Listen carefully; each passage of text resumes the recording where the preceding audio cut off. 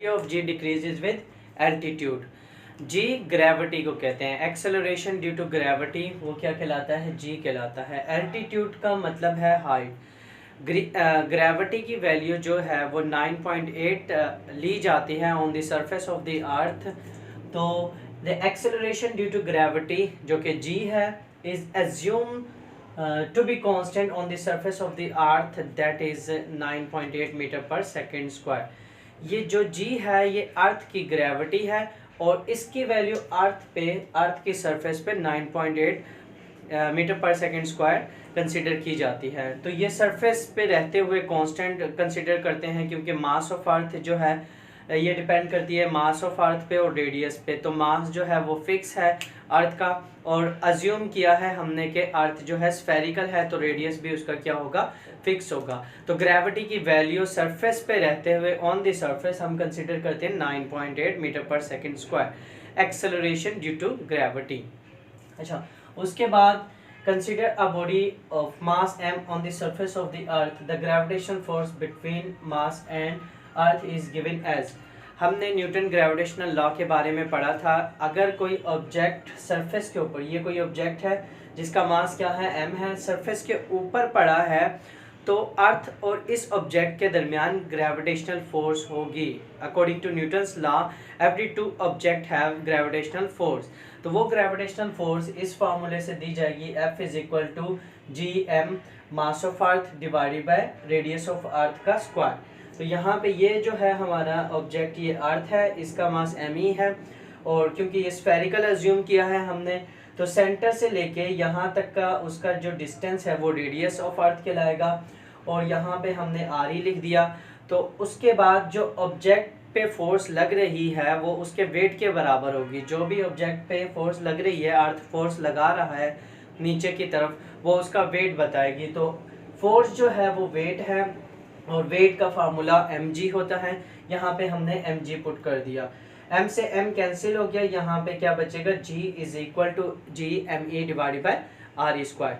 तो ये ग्रेविटी का फार्मूला ड्राइव हो गया, ग्रेविटी का formula on the surface of the अर्थ जो कि हमने 9.8 कंसिडर करते हैं या फिर 10 राउंड ऑफ करके 10 भी ले लेते हैं। तो यहाँ पे g भी फिक्स है, मास ऑफ अर्थ भी फिक्स है, दोनों कांस्टेंट है। सरफेस पे रहते हुए रेडियस ऑफ अर्थ भी क्या होगा, फिक्स होगा। तो ही इसकी वैल्यू 9.8 होती है। लेकिन हाइट पे जब जाएंगे तो रेडियस चेंज होगा।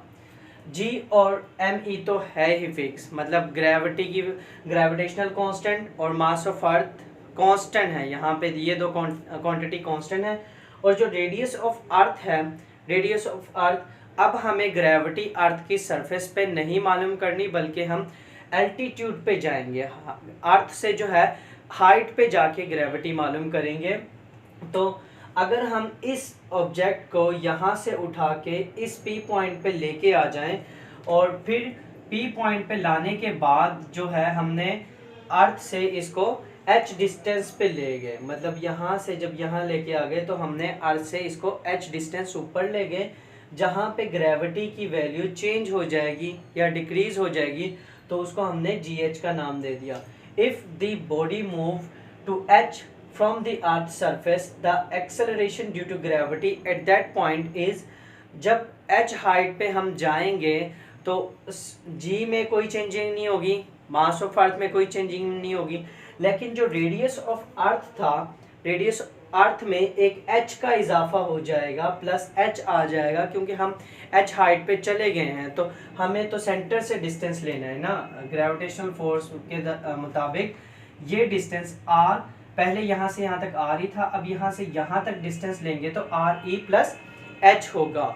हमारे पास यहाँ पे दो इक्वेशन आ गई है, ये ग्रेविटी है सरफेस ऑन दी अर्थ पे, ये ग्रेविटी का फार्मूला है जब हम h हाइट पे अर्थ से ऊपर चले जाते हैं तो उसमें सिर्फ कहाँ पे चेंजिंग होती है, रेडियस में h आ जाता है, रेडियस ऑफ अर्थ में h आ जाता है।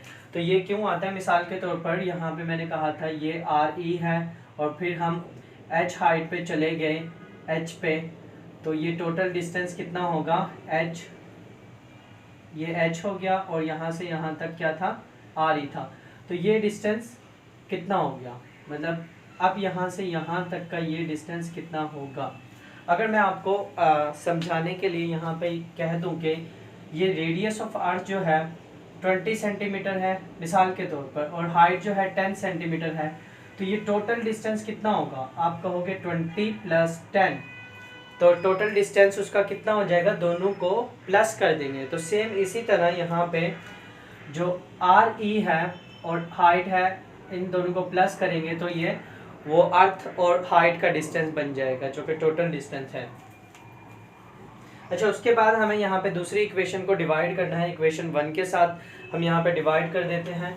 तो इक्वेशन 2 को ऊपर रखूँगा, यहाँ पे नोमिनेटर में जी एच, इसके लेफ़्ट साइड लेफ़्ट पे डिवाइड होगी, उसका जी एच इसके जी से डिवाइड होगा, इक्वल, फिर जी एच की वैल्यू पहले आएगी तो G M A divided by R E plus H का होल स्क्वायर, डिवाइड किया उसको इसके साथ G M A divided by R E का स्क्वायर।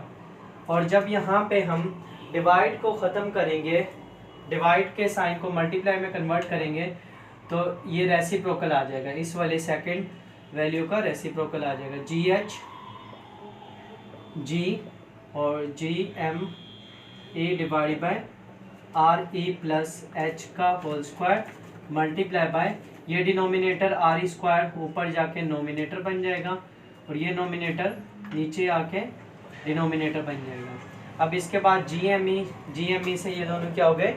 कैंसिल हो जाएंगे। तो यहाँ बचेगा G H G is equal to, ये ऊपर नोमिनेटर में ही आ जाएगा और ये डिनोमिनेटर में जी आर ई प्लस एच का स्क्वायर।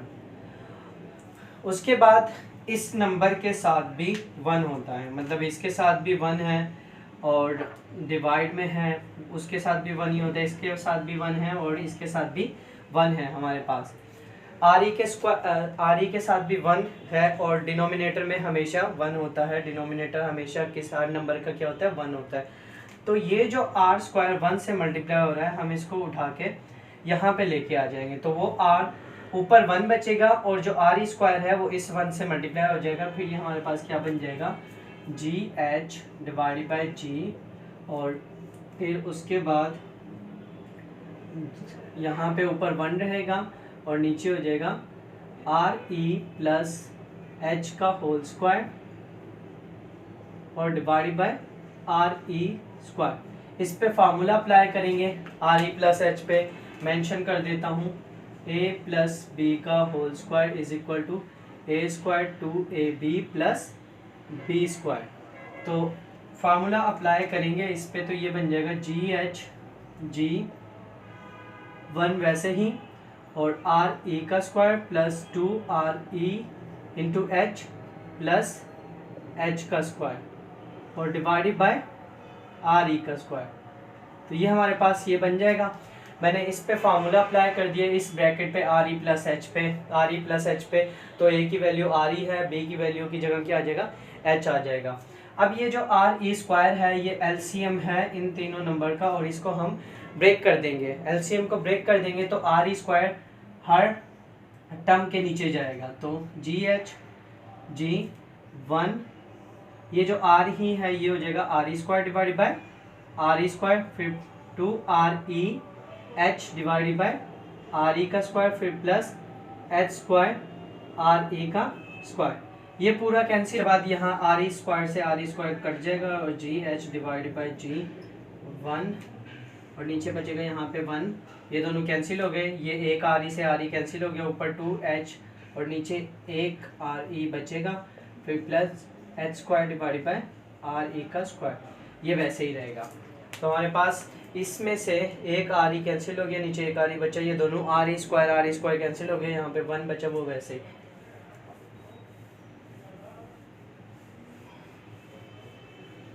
इसके बाद जो है H square divided by R E square is negligibly small, मतलब ये कि H square divided by R E square जो है वो बहुत ही स्मॉल होता है, नियरली टू ज़ीरो, ज़ीरो से भी मतलब ज़ीरो के करीब करीब होता है।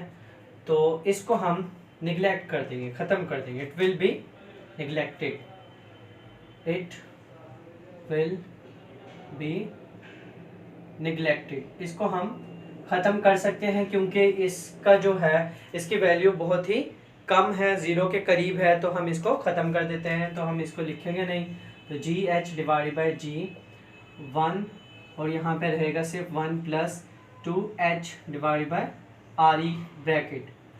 अब ये तो ख़त्म हो गया, ये पूरा क्या हो गया, ज़ीरो हो गया। इसके बाद इसकी पावर 1 है पूरी ब्रैकेट की। According to rule of math, जब हम इस पूरी ब्रैकेट को डिनोमिनेटर से नोमिनेटर बनाएंगे तो पावर इसकी क्या हो जाएगी, प्लस से माइनस में हो जाएगी। तो ये हमारे पास हो जाएगा 1 प्लस 2h और आर ई -1 हो जाएगा। यहाँ पे ये ऊपर जाएगा तो पूरी ब्रैकेट का साइन क्या था, +1 था, अब क्या हो गया -1। इसके बाद यहाँ पे हम ये वाला फार्मूला यूज़ करेंगे, यूजिंग 1 प्लस एक्स की power n is equal to 1 plus N X. ये बायनोमियल एक्सपेंशन का फार्मूला है, हमने फर्स्ट अप्रोक्सीमेशन तक पढ़ा है, तो ये फार्मूला यूज़ करेंगे।